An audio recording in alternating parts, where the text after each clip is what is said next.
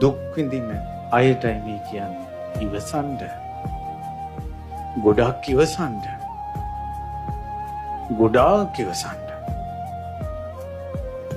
සමහර ගෙවල් වල ඉන්නවා 3 වේල තම්බලා දීලා අවුරුදු 50 60 70 එක දවසක් කෑම රහයි කියලා මිනිස්යාවත් දරුවෝවත් කියලා ඒ අම්මගේ හිත සතුටු කරවලා නැහැ.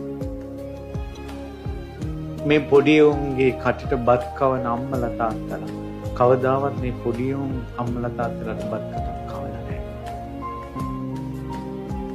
අවසානයේ මේ මල් කෙකුළු වගේ හදන පොඩි උන් අඬු බඬු ලොකු උනාට පස්සේ ඇඟිල්ල දික් කරන උඹලා කටවගෙන හිටපල්ලා කියලා ඉවසන්න. උංගන් තරහ ගන්න එපා. බීලාවට පස්සේ ආල පහල මිනිහලා ජෝඩු කරවනවා. බැනලා වචනේ. අර අයන්සක මිනිස්සු උදේ ඉඳලා බත් 3 වේල තම්බ රෙදි ටික හොදා මේ මහ පොළොවත් එක්ක ඔට්ටු වෙවි ඉඳලා හවස මිනිස්සුයකින් හොඳට අහගන්න.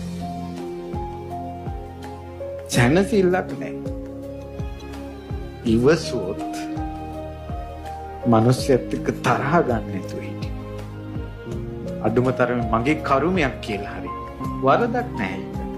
ඒ නිසා පවුල් වල අවුල් තියෙනකොට කසාද බැඳ මිනිහනේ මෝනේ දැලි ගන්න නැතුව රටේ ලෝකෙ මිනිස්සු හිනස්සවන්න නැතුව මං ඉවසාගෙන ඉන්නවා කියලා ඉවසන්න පුළුවන් වුණා.